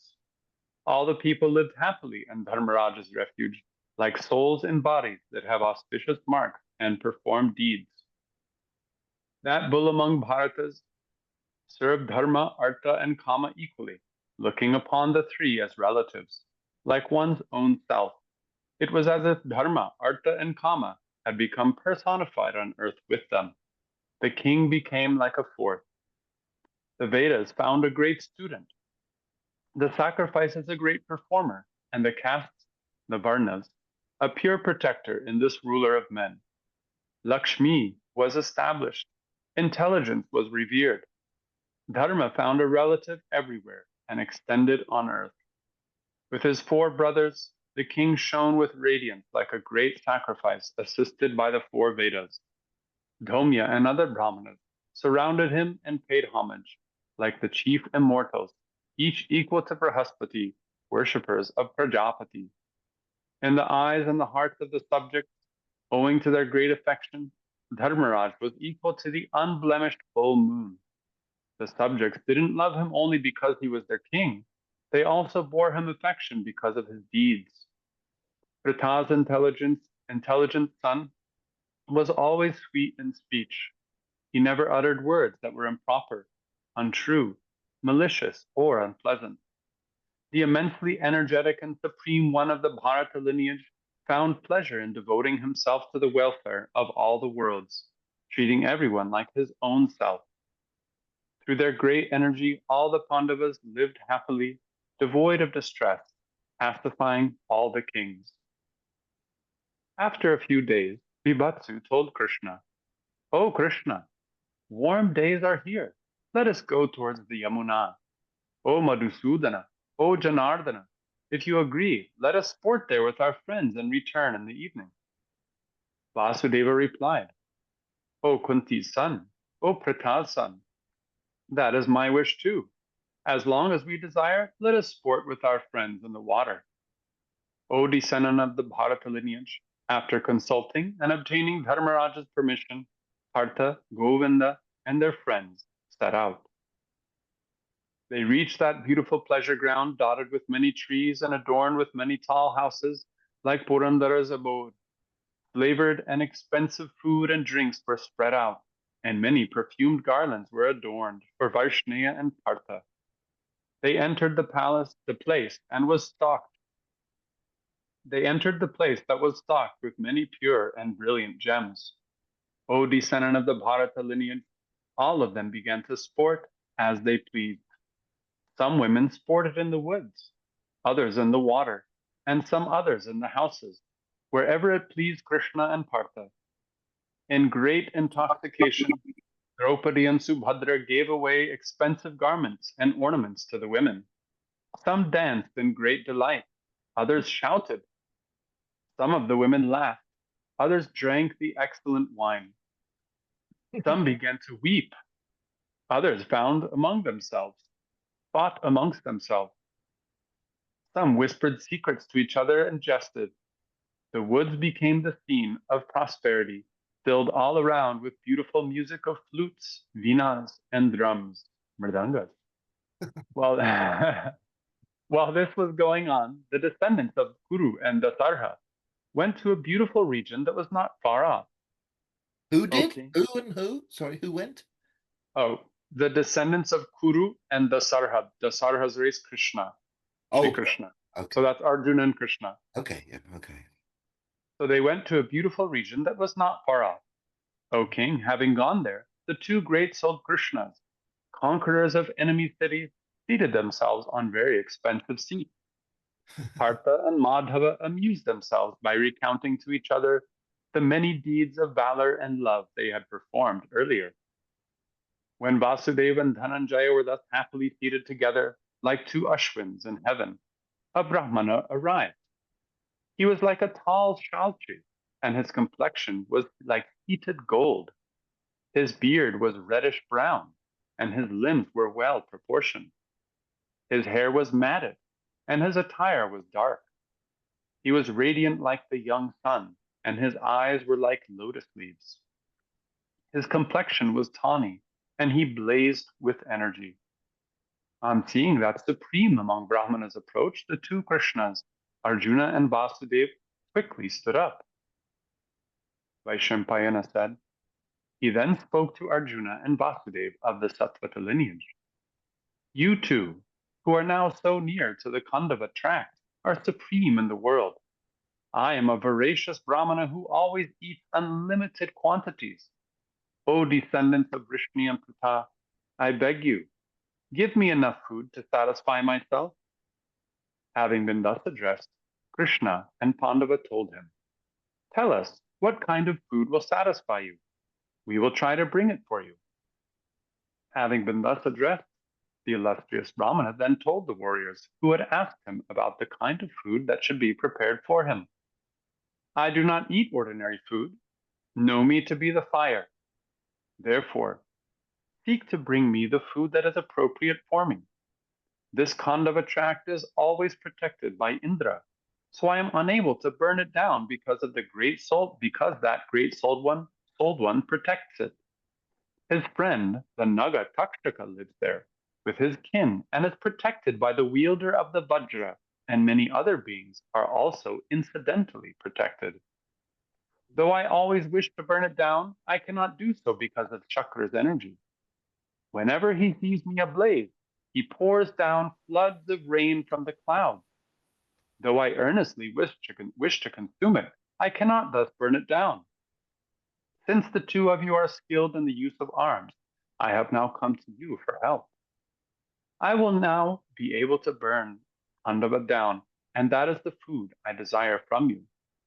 You know about supreme weapons. Restrain the showers on all sides. Restrain all the creatures. On hearing these words, Bhivatsu told the fire, who wished to burn down Khandava, despite being restrained by Shatakratu. I have many excellent and divine weapons with which I am capable of fighting many wielders of Vajra, O illustrious one, but I do not possess a bow that can bear the strength of my arms and withstand the strength and speed I bring to battle. Because of my speed, I need arrows that are inexhaustible. My chariot cannot bear all the arrows that I desire. I want divine horses that are white and as swift as the wind, and a chariot that will shine like the sun in its energy and will thunder like the clouds. Nor does Krishna possess a weapon that can equal his valor, and Madhava requires one to kill the Nagas and demons in battle. O illustrious one, tell us the means so that we may be successful and are able to restrain Indra from raining down on this extensive forest. O fire, we are ready to act according to our prowess. O illustrious one, but you should give us the means that can support us. Vaishampayana said, having been thus addressed, the illustrious Agni, with the smoke as his banner, remembered Varuna, the lord of the worlds, Aditi's son, and the god who lives in the water and is the lord of the waters. Knowing that he had been remembered, he too appeared before Agni. The smoke-crested one paid homage to the lord of the waters, the fourth Lokapala, the protector and the great god, and said, quickly give me the bow, the two quivers, and the chariot bearing the flag of a monkey that were obtained from King Soma. Partha will accomplish a great task with Gandiva and Vasudev with the chakra. For that reason, let those be given to them. Varuna told Agni, I will give them. Then he gave him that extraordinary gem of a bow, endowed with great valor and capable of extending fame and deeds. It was incapable of being hurt by any weapon, but could destroy all weapons. It was the chief of all weapons, and was the destroyer of enemy armies. It alone was equal to 100,000, and was the extender of kingdoms. It was radiant, smooth, and unblemished everywhere, and adorned with many colors. For an eternity, it had been worshipped by the gods, the Danavas, and the Gandharvas. He also gave him 2 inexhaustible quivers, and a chariot with divine horses, with a monkey on the banner. The horses were silvery, and were from the land of the Gandharvas. They were in golden harnesses, as swift as the wind or the mind, and resembled white clouds. Every weapon was laden onto the chariot, and it was incapable of being vanquished by the gods or the Danavas. It was radiant, with a thunderous roar, and was enchanting to all beings. Through his ascetic powers, it was called by Prajapati Bhomana, the Lord of the world. Its form was like that of the sun, and could not be gazed at. It was on this that Lord Soma had ascended when he vanquished the Danavas. It was radiant in its beauty, and it was gigantic, like an elephant or a cloud. On this supreme of chariots was mounted an excellent flagpole, golden and resplendent like Shukra's weapon. On the flagpole was a divine monkey, marked with the signs of the lion and the tiger. It seemed to roar out from that adorned perch. There were many other great beings on that flag, and their roars made enemy soldiers lose their senses. Then Partha circumambulated that supreme chariot, adorned with many pennants. He worshipped all the gods, and attired in armor, with guards for his fingers and wrists, and with a sword slung against his chest, ascended it, like a virtuous man on a vimana. Arjuna was extremely delighted when he grasped the Gandiva, the divine and supreme of bows created by Brahma in ancient times. Paying his homage to Agni, the valorous one grasped the bow with great force and strung it. When the powerful Pandava strung the bow, the hearts of those who heard the sound trembled. Having obtained the chariot, the bow, and the 2 inexhaustible quivers, Konteya thought himself to be powerful and accomplished for the task. Then the fire gave Krishna the chakra, with the vajra at its center. On receiving this fiery and desirable weapon, he too became accomplished. Agni said, O Madhusudana, there is no doubt that with this weapon you will be victorious in battle, even over those who are not human. It is certain that in the destruction of great enemies, humans, God, Rakshasas, Pishachas, Daityas, Nagas, you will be the superior in battle. O Madhava, whenever you hurl it at an enemy in the course of battle, it will irresistibly kill and return again to your hand. The illustrious Varuna also gave Hari a terrible club named Kaumodaki, the destroyer of Daityas, with the roar of the thunder. The delighted Krishna and Arjuna told Agni, O illustrious one, we are now armed with weapons and know their use. We are mounted on chariots with flags. We are eager to fight all the gods and demons together, not to speak of a single wielder of the Vajra who wishes to fight for the sake of a Naga. Arjuna said, O Agni, when the powerful Varshnaya releases the chakra in battle, there is nothing in the 3 worlds that Janardhan cannot vanquish. Having obtained the bow Gandiva and these 2 inexhaustible quivers, I am also capable of vanquishing the worlds in battle. O Lord, blaze as you wish and encircle this great forest. We are capable of helping you in your task. Having been thus addressed by Dasarha and Arjuna, the illustrious one assumed his energetic form and began to consume the forest. He surrounded it from all sides with his 7 flames. As terrible as the fire at the end of a yuga, he began to angrily consume Khandava. O bull amongst the Bharata lineage, when he surrounded the forest from all sides, he roared like the clouds and burnt all the beings. O descendant of the Bharata lineage, the blazing forest looked like Meru, king of mountains, golden in its great radiance. Vaishampayana said, those 2 tigers among men stationed themselves on their chariots on both sides of the forest, and great slaughter of all beings began in every direction. Wherever they saw a creature that dwelt in Khandava trying to escape, those 2 heroes pursued it. No hole could be seen in the swift power of the chariots. Those 2 excellent chariots and the 2 charioteers seemed to be as one. As Khandava blazed, thousands of beings leapt in the 10 directions, uttering frightened yells. Some were burnt in one spot, some were scorched. The eyes burst out for some withered away, some lost their minds and scattered.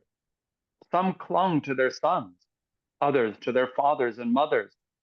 Out of affection, they were unable to let go and perished. Others rose up in their thousands, their forms distorted. But they were whirled around and again flung into the fire. Some rolled on the ground, their wings, eyes, and feet scorched. They were seen there, their bodies destroyed. O descendant of the Bharata lineage, all the water bodies began to boil. In their thousands, the turtles and fishes were seen dead. In that destruction of beings in the forest, the burning bodies seemed like flaming torches. Those that ascended upwards were cut to pieces by Partha's arrows, as he laughingly flung them back into the flames. That's pretty Uttering loud wails, their bodies pierced everywhere by arrows. From above, they were swiftly flung back again into the fire. Pierced by arrows and in flames, the sounds made by the forest dwellers was heard, like the ocean when it was churned. The huge flames of the delighted fire rose up into the sky and created consternation amongst the dwellers of heaven. They sought refuge with the 1,000-eyed Purandara, the king of the gods. The gods said, O Lord of the immortals, why is the fire burning all these people? Is it the case that the end of the world has arrived? Having heard this, the slayer of Vritra himself looked down. Haribhahna set out to save Khandava. Covering the sky with the great mass of clouds in many forms, the Lord of the gods and the wielder of the Vajra began to pour down rain. The 1,000-eyed one showered down rain on the fire raging in Khandava from hundreds and thousands of clouds in shafts as thick as axles. But the heat of that fire dried up those showers before they reached. Not a single one reached the fire. Then the slayer of Namuchi became very angry with the fire. He again started to rain down in many torrents. Then the flames fought with those showers, mingled with smoke and lightning. With the sound of the roar, the forest became terrible to look at. Vaishampayana said, summoning his splendid weapons, Pandava Bhibatsu repulsed the shower of rain with a shower of arrows. Pandava covered every side of Khandava with his arrows and drove away that rain from that forest. When the sky was covered with Sabyasachi's arrows, not a single being could escape from there. Takshaka, the immensely powerful king of the serpents, wasn't in the flaming forest then. He had gone to Kurukshetra. But Takshaka's powerful son, Ashvasena, was there. He made great efforts to escape from the fire. However, oppressed by Kunteya's arrows, he didn't succeed in getting out. But his mother, daughter of the serpents, tried to save him. She first swallowed his head, then she began to swallow his tail, and in her haste to save her son, the serpent lady rose up. When Pandava saw this, he sliced off her head with a sharp arrow. The Lord of the gods saw this.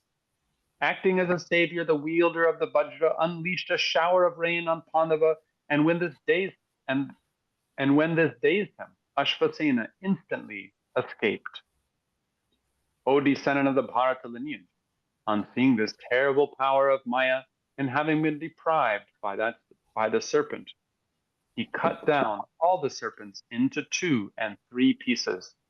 Angrily, Vibhatsu cursed the serpent that had escaped, and so did the fire and Vasudev, to the effect that he would never attain fame.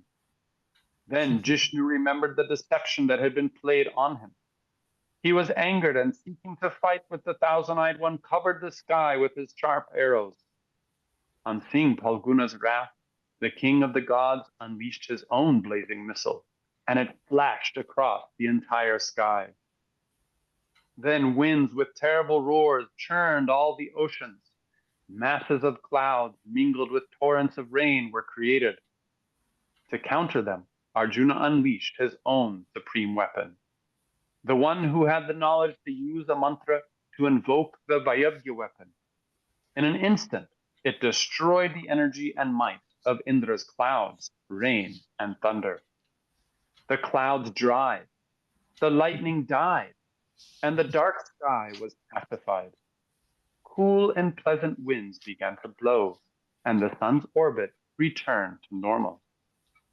Delighted that there was no opposition anymore, and with the many offerings being made, the fire blazed up again and filled the world with its roar. On seeing that the fire was protected by the 2 Krishnas, many feathered beings of the Suparna lineage, including Garuda, rose up into the sky, eager to attack the warriors Krishna and Pandava with their wings, beaks, and claws, as tough as the Vajra. Many serpents also descended near Pandava, spewing terrible and flaming venom from their mouths. As soon as he saw these sky-dwelling creatures, Partha angrily cut them down with his arrows. Benumbed, their bodies fell into the flaming fire. At that, the Devas, the Gandharvas, the Yakshas, the Rakshasas, and the serpents rose up, uttering loud roars and desiring to fight. They were armed with iron clubs, chakras, and bushundis, with lightning in them. They were intent on killing Krishna and Partha, their great energy benumbered by their anger. Though they unleashed a fearful shower of weapons, Vibhatsu churned their upper limbs with his sharp arrows. The immensely energetic Krishna, destroyer of enemies, then wrought a great slaughter of Daityas and Danavas with his chakra. Pierced by arrows and struck with the force of the chakra, many powerful ones were pacified, like waves that reach a shore. Then Chakra, the great lord of the 30 gods, was angered. See, it's not 30 million, it's 30 koti, right? Riding a white elephant, he charged at them. Grasping lightning, he hurled his Vajra weapon with great force, and the slayer of demons announced to the gods that the 2 had been killed. On seeing that the king of the gods was about to hurl the great lightning, the gods grasped all their respective weapons. King Yama, his Kaladanda, the god of wealth, his Shivika, Varuna, his Pasha, Shiva, his Vichakra, the 2 Ashwins, luminescent Oshadhi, Dhatta, his Dhanu, Jaya, his Musala, the immensely strong Tvashta, a mountain, Angsha, his Shakti, and the god of death, his Parashva. Aryaman grasped the fearful Parigha and walked around. Mitra stood there grasping a chakra that was as sharp as a razor. O Lord of the earth, Pusha, Bhaga, Savita grabbed bows and swords and rushed at Krishna and Partha. O supreme among men, the Rudras, the powerful Maruts, the Vishvadevas, the Sadhyas, resplendent in their energy, and many other devas armed with diverse weapons advanced towards Krishna and Partha in a desire to kill them. O descendant of the Bharata lineage, in that great battle, wonderful omens were witnessed, equal to those seen when all beings were exterminated at the end of a yuga. Two Achyutas saw the angry Shakra and the assemblage of the other Devas. Those fearless and invincible warriors stood there, their bows ready. When they saw the Devas advancing from every direction, they angrily repulsed them with arrows that were like the Vajra. Repeatedly, the resolutions of the gods were shattered. In fear, they gave up the battle and sought refuge with Shakra. On seeing the Devas repulsed by Madhava and Arjuna, the sages who dwell in heaven were astonished. Shakra was also extremely pleased at witnessing their constant prowess in battle and engaged in fighting them once again. In an attempt to question Sabyasachi's valor, the chastiser of Paka then cast down a gigantic shower of rocks. But intolerantly, Arjuna countered that shower. On seeing that his act was unsuccessful, Shatakratu, the king of the gods, increased the strength of his shower. But the son of the chastiser of Paka brought great pleasure to his father by destroying that shower of rocks with his swift arrows. Wishing to kill Pandu's son, Shakra then uprooted with his bare hands a giant peak of Mandara with all its trees and flung it. But Arjuna immediately splintered that peak of the mountains into 1,000 pieces with his swift and straight fire-tipped arrows. The sight of that mountain splintering was like that of the sky breaking, with the sun, the moon, and the planets. Pieces of that great mountain fell on the forest and killed many beings who lived in Khandava. Vaishampayana said, Oi, what are you doing? You turn up at bloody 8 o'clock and then want to just read the whole time. I think sorry, I was jolly enjoying that. Very good, though. Very good. But you're hogging it a bit. And we've come to 9 o'clock now, so we need to wind it down. Well, you do the last piece, please, then. Well, no, leave it there. Let's pick it up next time on Wednesday. Okay. I see. We're at 9 o'clock. Yeah, I think people have to eat and do these kind of earth. So section 219, yeah. Yeah. Put your bookmark there. Okay, but it's very good, though. Okay, very good reading. I'm just going to stop the recording, but we can all chat now. Yeah. Stop the recording, then we can relax. Didn't I do that? What is it? Oh, wait a minute. End.